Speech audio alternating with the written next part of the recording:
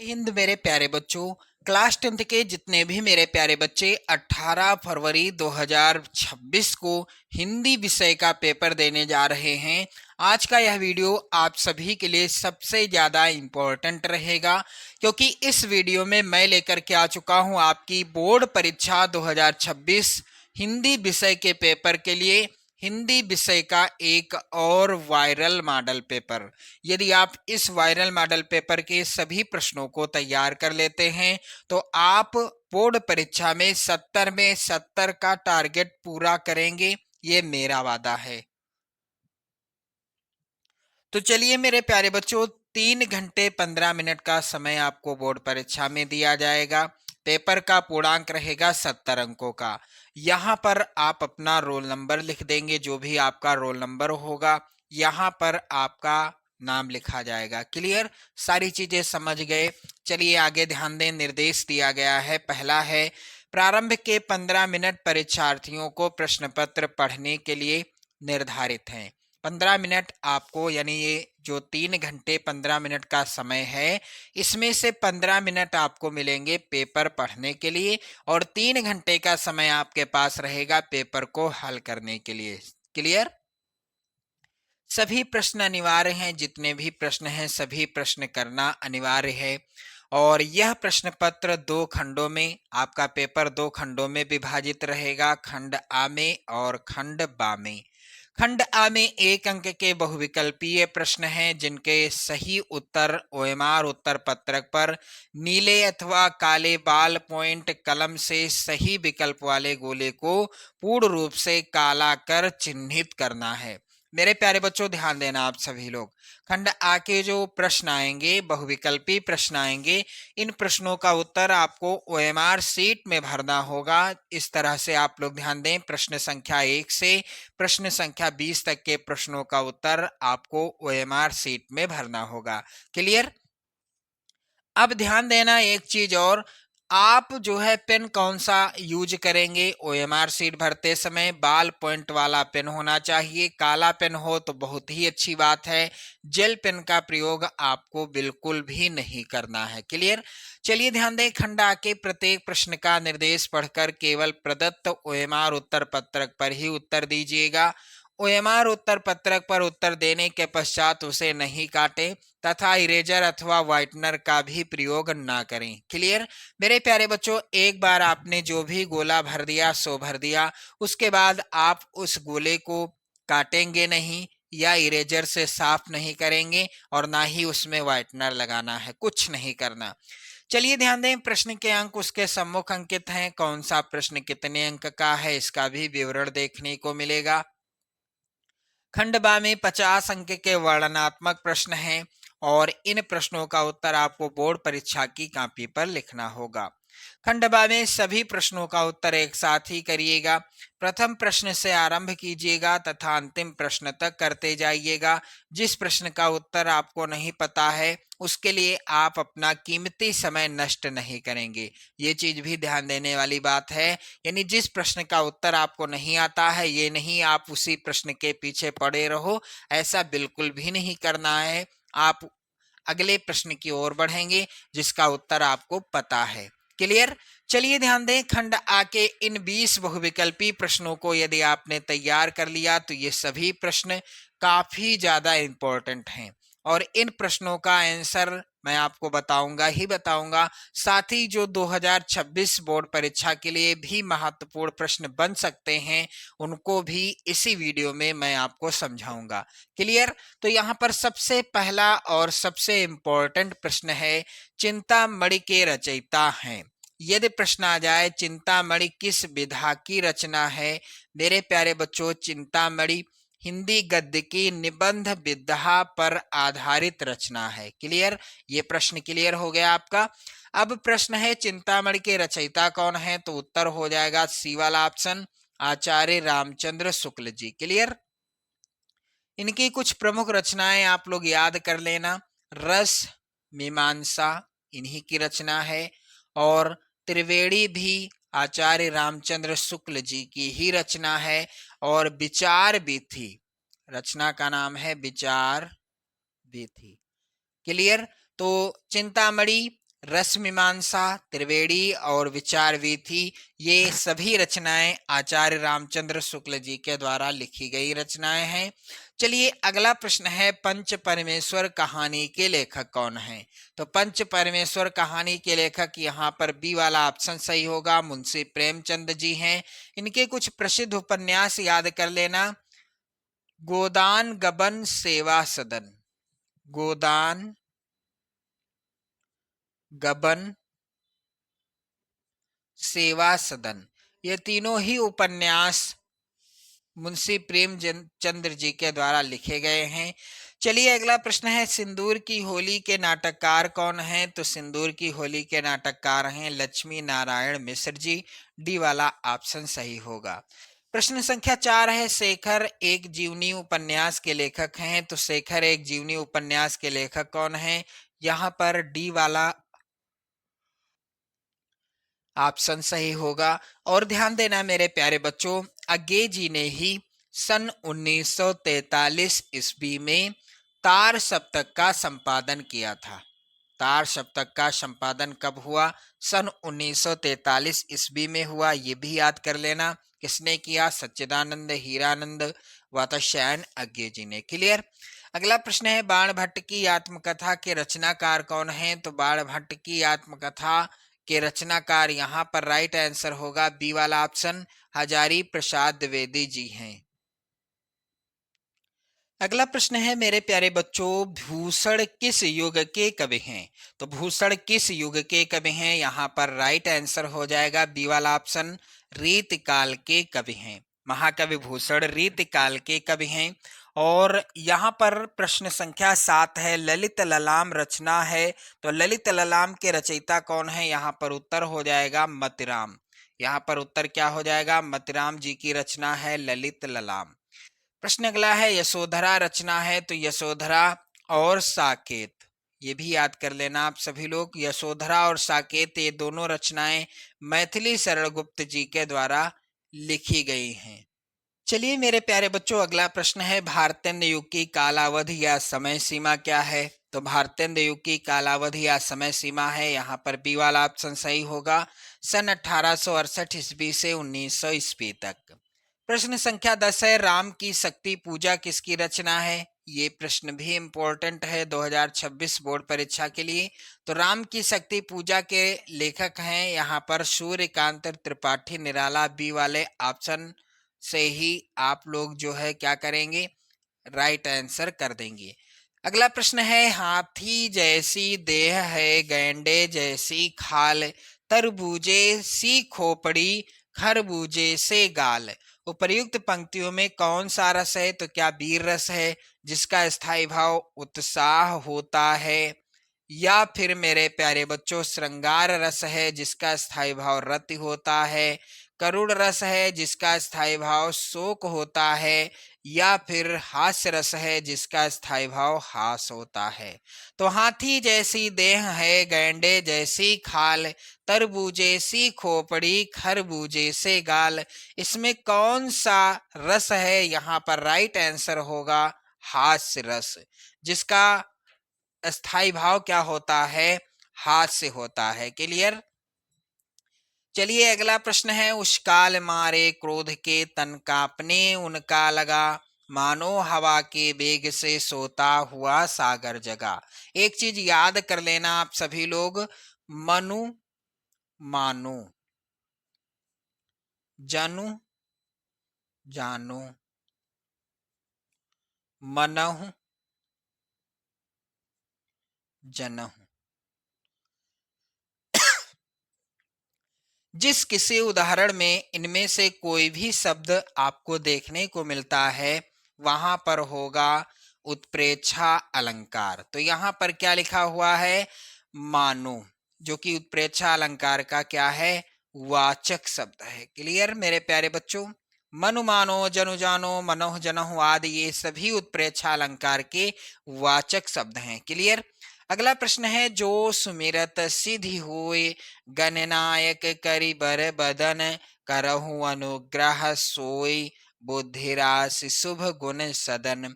मेरे प्यारे बच्चों, उपयुक्त पंक्तियों में प्रयुक्त छंद कौन सा है? तो यहाँ पर है सोरठा छंद।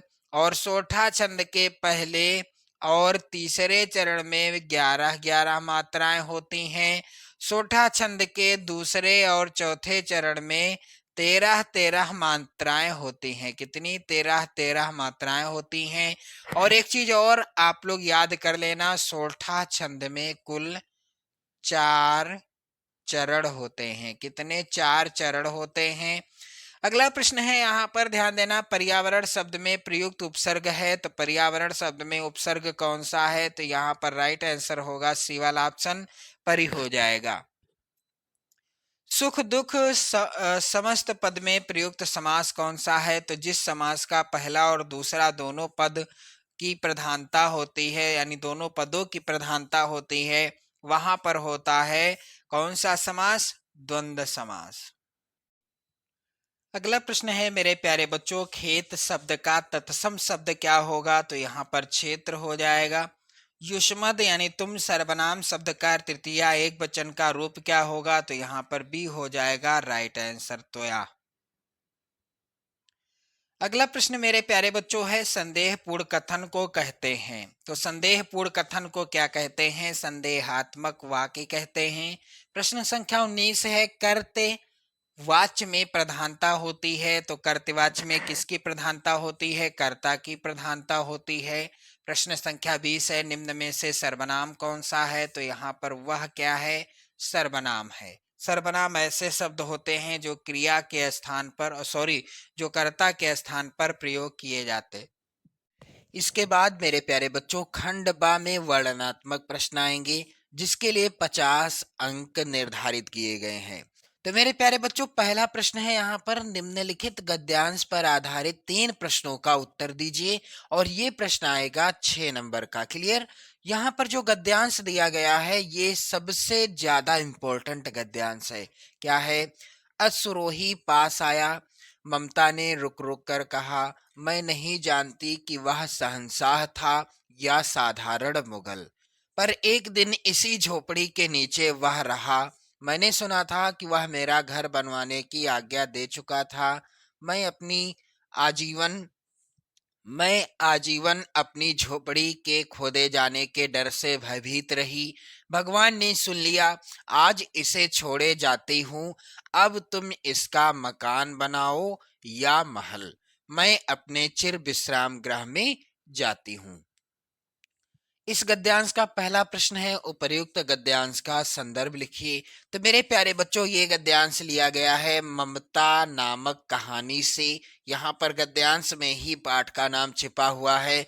और मेरे प्यारे बच्चों, इस पाठ के यानी इस कहानी के लेखक हैं जयशंकर प्रसाद जी। क्लियर?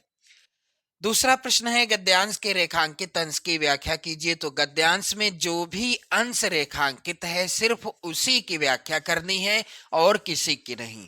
तीसरा प्रश्न है, ममता के आजीवन भयभीत रहने का क्या कारण था? तो ममता आजीवन इसलिए भयभीत थी क्योंकि वह सोच रही थी कि उसका जो है, यानी उसकी जो झोपड़ी है, वह खोद दी जाएगी और उसके स्थान पर कोई मकान या महल बन जाएगा। चलिए, इस तरह से आपने देखा इस गद्यांश के सभी प्रश्नों का उत्तर। और अथवा में भी एक और गद्यांश आएगा, और यहाँ पर जो गद्यांश है आपकी बोर्ड परीक्षा 2026 के लिए सबसे ज्यादा इंपॉर्टेंट गद्यांश है। मेरे प्यारे बच्चों, यहाँ पर ध्यान देना, गद्यांश क्या है? कितना जीवन बरस पड़ा है इन दीवारों पर, जैसे फसाने अजायब का भंडार खुला पड़ा हो। कहानी से कहानी बनती चली गई है, बंदरों की कहानी, हाथियों की कहानी, हिरणों की कहानी। कहानी क्रूरता और भय की, दया और त्याग की। जहां भी बेरहमी है, वहीं दया का भी समुद्र उमड़ पड़ा है। जहां पाप है, वहीं क्षमा का सोता फूट पड़ा है।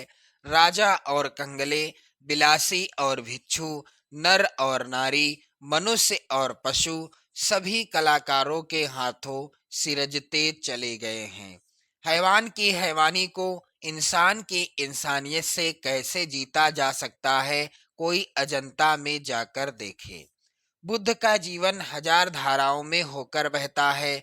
जन्म से लेकर निर्वाण तक उनके जीवन की प्रधान घटनाएं कुछ ऐसे लिख दी गई हैं कि आंखें अटक जाती हैं, हटने का नाम नहीं लेती। इसमें भी तीन प्रश्न है मेरे प्यारे बच्चों। पहला है गद्यांश का संदर्भ लिखना, और ये लिया गया है किस पाठ से? अजंता नामक पाठ से। पाठ का नाम यहां पर आप लोग ध्यान दीजिएगा, पाठ का नाम आप जान चुके हैं, और इसके लेखक कौन है? अजंता नामक पाठ के डॉक्टर भगवत शरण उपाध्याय जी। डॉक्टर भगवत शरण उपाध्याय जी। क्लियर मेरे प्यारे बच्चों? और एक प्रश्न है गद्यांश के रेखांकित अंश की व्याख्या करना है, और एक और प्रश्न है, इसका भी उत्तर आप गद्यांश से ही कर लेंगे। क्लियर? चलिए, इसके बाद दूसरा प्रश्न है, निम्नलिखित में से किसी एक पद्यांश पर आधारित सभी प्रश्नों का उत्तर दीजिए। ये प्रश्न भी 6 नंबर का आएगा।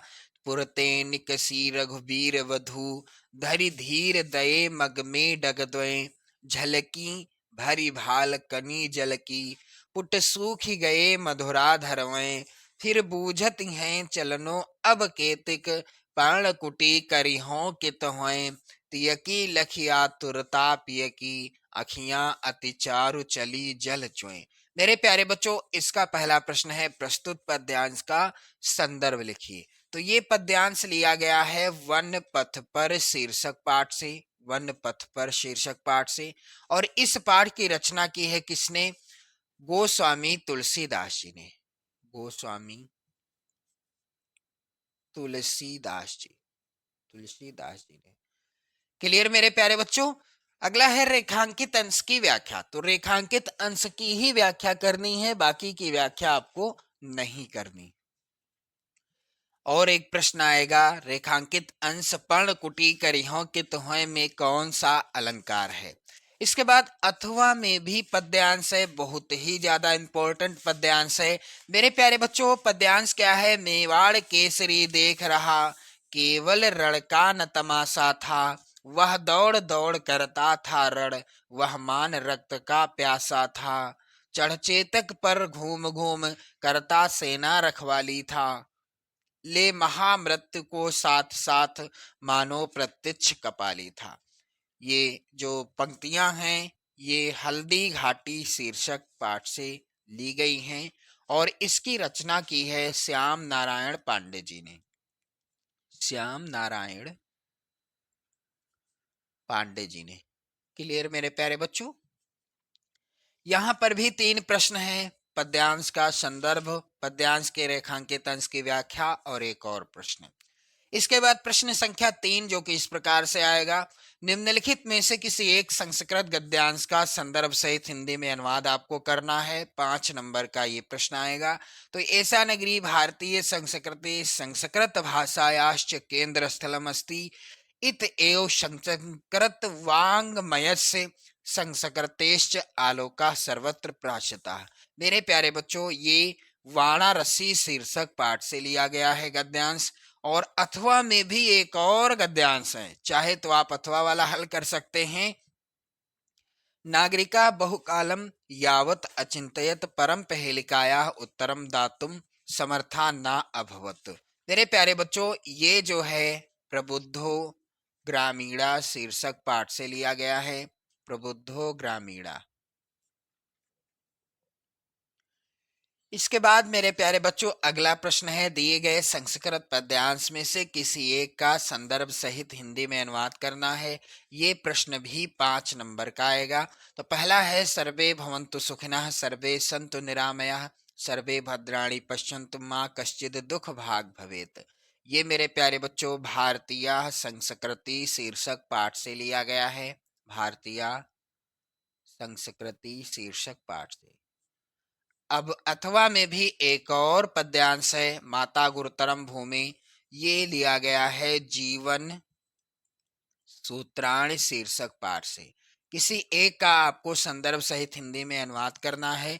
चलिए अगला प्रश्न संख्या 5 है। अपने पठित खंड काव्य के आधार पर निम्नलिखित प्रश्नों में से किसी एक का उत्तर देना है आपको, और 3 नंबर का ये प्रश्न आएगा। तो जो खंड काव्य आपके जिले के लिए निर्धारित है, उस खंड काव्य के किसी एक प्रश्न का उत्तर आप करेंगे और 3 नंबर आपको मिलेंगे। यहाँ पर आप देख लो, प्रत्येक खंड काव्य से दो दो प्रश्न हैं, चाहे मुक्तदूत खंड काव्य हो या ज्योत जवाहर खंड काव्य। अग्र पूजा खंड काव्य से भी दो प्रश्न हैं, मेवाड़ मुकुट खंड काव्य से भी हैं दो, जय सुभाष खंड काव्य से दो प्रश्न हैं, मातृभूमि के लिए खंड काव्य से दो प्रश्न हैं, कर्ण खंड काव्य से भी दो प्रश्न हैं, और कर्मवीर भरत तथा तुमुल खंड काव्य से भी दो प्रश्न हैं। क्लियर।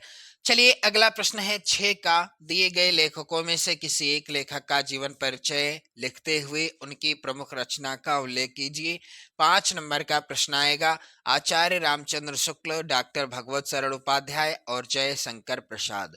तीनों जीवन परिचय बहुत ही ज्यादा इंपॉर्टेंट हैं आपकी बोर्ड परीक्षा 2026 के लिए। आप लोग तैयार कर लेना, 100% यही पूछे जाएंगे।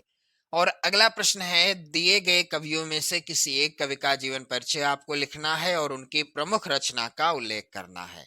5 नंबर का ये प्रश्न आएगा। तो गोस्वामी तुलसीदास, बिहारी लाल और मैथिली शरण गुप्त, इन तीनों कवियों का जीवन परिचय बिल्कुल 100% इम्पोर्टेंट है 2026 बोर्ड परीक्षा के लिए। आप लोग इनका जीवन परिचय तैयार करके जाइएगा। और अगला प्रश्न है, अपनी पाठ्य पुस्तक में से कंठस्थ कोई एक श्लोक लिखना है आपको, जो इस प्रश्न पत्र में ना आया हो, जो आपके पेपर में श्लोक पूछा ना गया हो, उसी को आप लिखिएगा। 2 नंबर का ये आएगा। क्लियर। अगला प्रश्न है, निम्नलिखित प्रश्नों में से किन्हीं दो प्रश्नों का उत्तर संस्कृत में देना है। 2 नंबर का ये प्रश्न आएगा। पहला है, बीरह केन पूजते, तो इसके उत्तर में क्या लिखा जाएगा? बीरह बीरेण पूजते। इसमें सिर्फ इतना ही आपको याद करना है। पदेन बिना किम दूरम यात, तो यहाँ पर किम की जगह पत्रम लिखा जाएगा, बस पूरा उत्तर हो जाएगा। पदेन बिना पत्रम दूरम यात। क्लियर। ये दोनों प्रश्नों का उत्तर आपने जान लिया, दो ही करने हैं। और अगला है प्रश्न, निम्नलिखित में से किसी एक विषय पर निबंध आपको लिखना है। 7 नंबर का ये प्रश्न आएगा। तो देश प्रेम, बेरोजगारी की समस्या और मेरी प्रिय पुस्तक रामचरितमानस, प्रदूषण की समस्या और समाधान, इन सभी विषयों पर यदि आपने निबंध तैयार कर लिया तो मैं वादा करता हूं, और ये 100% की गारंटी भी है, कि इससे बाहर कुछ नहीं आने वाला, यानी इन्हीं विषयों पर निबंध पूछा जाएगा। क्लियर। अगला प्रश्न है, छात्रवृत्ति के लिए अपने प्रधानाचार्य को पत्र लिखिए। 4 नंबर का ये प्रश्न आएगा। अथवा में है, राज्य परिवहन निगम के मुख्य प्रबंधक को बस चालक के अप्रशंसनीय व्यवहार का उल्लेख करते हुए शिकायती पत्र लिखिए। तो मेरे प्यारे बच्चों, आपने देखा 2026 बोर्ड परीक्षा के लिए हिंदी विषय का वायरल मॉडल पेपर, और इसी तरह के कई वायरल मॉडल पेपर मैं आपको प्रोवाइड करा दूंगा आपकी बोर्ड परीक्षा से पहले ही पहले। तो आप लोग वीडियो को शेयर कर दें, लाइक कर दें, चैनल पर नए हो तो सब्सक्राइब कर लीजिएगा। जय हिंद।